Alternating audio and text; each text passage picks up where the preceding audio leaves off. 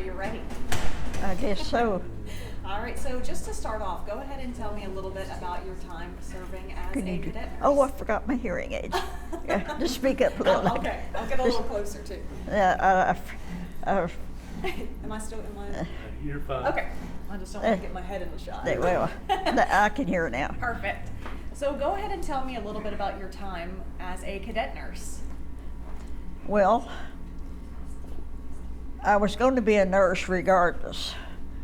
And the Cadet Nurse Corps came along at the right time because I grew up on a farm and we were very poor. We had to work hard to have what we had. And we never did go hungry. And so the Cadet Nurse Corps was very apropos for a lot of the young girls who wanted to be nurses, but they didn't have any money to pay for the bills. Of course, the Cadet Nurse Corps paid all of our expenses, and they paid us a big sum of $15 a month for the first year. Second year it was $20, and third year it was $30 just to spend. All of our expenses were paid, as I said before. And when I was about 8 or 10 years old, my foster brother got typhoid. He was my first private duty patient. He had a real high fever. I sat by his bed for 2 or 3 days trying to get him to drink water and wash his face with a cold cloth. And his daughter later said I probably saved his life, and I may have. No one else got typhoid. There was a creek running through the farm. Of course, we all played in it. And so then my father was sick, and my sister, about 10 years older, was a nurse. And she came home from her public health work to take care of him. And I watched her taking care of him, and that made me know for sure that I wanted to be a nurse. So when the Cadet Nurse Corps came along, I was already enrolled in the Fort Sanders at Knoxville and for the September class. But in the summer months, I got an opportunity to go to Oak Ridge to work. And I thought, well, I'll go work 6 months and I'll quit and come back and be a nurse. So I did go, made some money, bought me some clothes, and gave Mother some money. And at the end of the 6 months, I did what I said I'd do. I quit the job there and went back to school. I started in their nursing program in February of 1944. And those who don't know what the cadet nurse is, what the Corps is, it was started to alleviate the very acute shortage of nursing because a lot of them had gone into service. My sister had gone into the Navy, and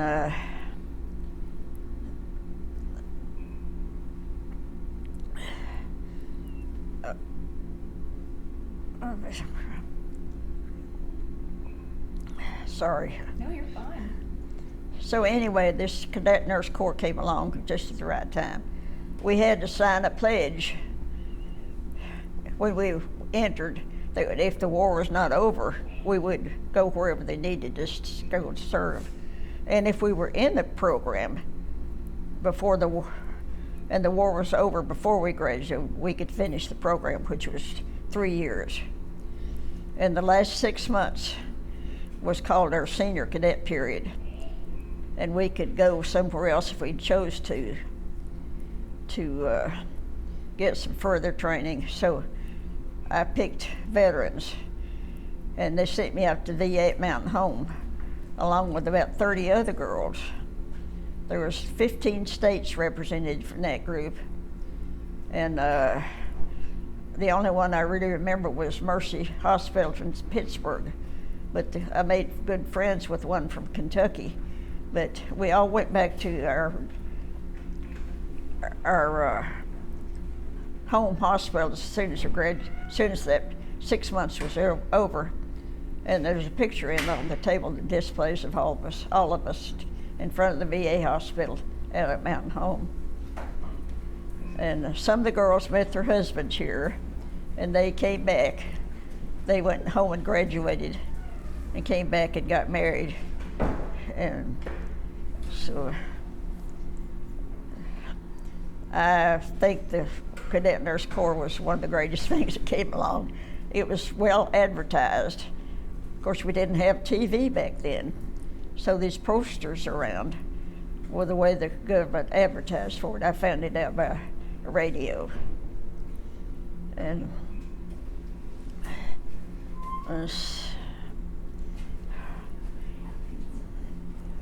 we did 80% of the nursing that was done on the home front, and we were credited with saving the healthcare system.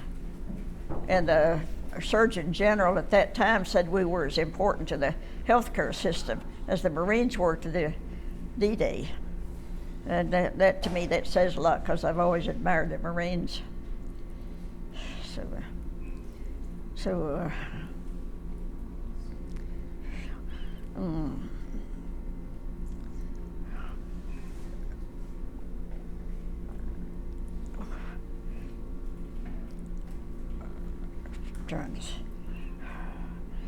I'm glad that I was a nurse.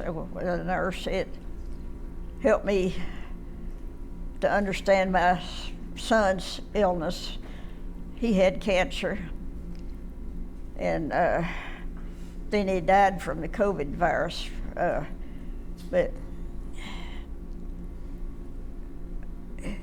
his faith was very strong during his illness, as he went through the Bible and picked out verses from about 4 or 5 pages of the front and back pages of Bible verses that helped him to cope with his problems. He sent me one, because I was having problems. And he sent a friend of mine whose wife was dying with pulmonary fibrosis. So the last time he went to the hospital, I asked if his faith was still as strong as it ever been. He said it was. And during all that time of his illness, he had to have some blood transfusions. So I would love to have donated some blood, but I couldn't physically. So all you well people out there, consider being a blood donor. It doesn't hurt that bad. And you'll be sort of nice to know what type of blood you are. And while you're sitting there for the blood to be drawn, just give thanks that you're able to do it, and pray for the rest of us who cannot give it.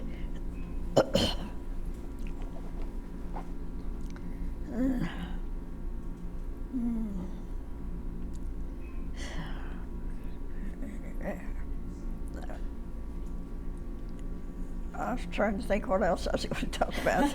No, you're doing a great job. Well, I'm just so glad I'm a nurse. I, of course, don't work anymore, but I worked 22 years out at the VA hospital as a staff nurse, off and on. My first husband was killed in a car wreck after we'd been married 5.5 years. And a guy coming home from service went to sleep and ran into him. That was before we had seat belts. So anytime you get in a car, fasten your seat belts. And if we'd had the seat belt, maybe that would have saved his life. So anyway, I did remarry later, but during that interim, I could do private duty nursing, and I had a good babysitter. And we have not always had intensive care units, you know. So I did private duty nursing for quite a bit. And that was very satisfying too. And then later I did remarry. And my second husband developed dementia. And I think being a nurse helped me to take care of him better. So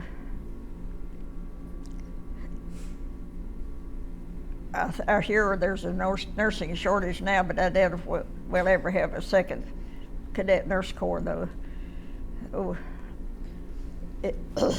the program was started in June of '43, and the war was over in '45, and the program was phased out in '48. But they didn't do anything for us. We've never gotten veterans benefits. I got invited to the, well, being a nurse in that cadet corps gave me open doors that I probably never thought about. I was invited to go on the honor flight to Washington in 2019. And I told the lady, I said, well, I'm not a veteran, but I feel like I am. And she says, well, I know you are. So I did go. My daughter went with me. And I think the highlight of that trip was I got to assist in laying a wreath at the tomb of the unknown soldier. And if you ever have a chance to go, just watch those soldiers march. Their steps are just counted down to the nth degree. And I think there's a long waiting list to get for those guys that do the guard at the tomb of the unknown soldier.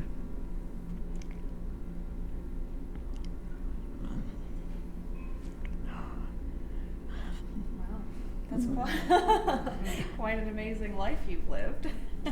Well, I've had a good life. There's had a lot of sorrow in it. But the Lord's got me here for a reason, I'm sure, at my age. What it is, I don't know. I don't know if I'll ever know it. But I've always tried to take care of myself. And I guess my best motto would be take care of yourself. If you don't do it, no one else will.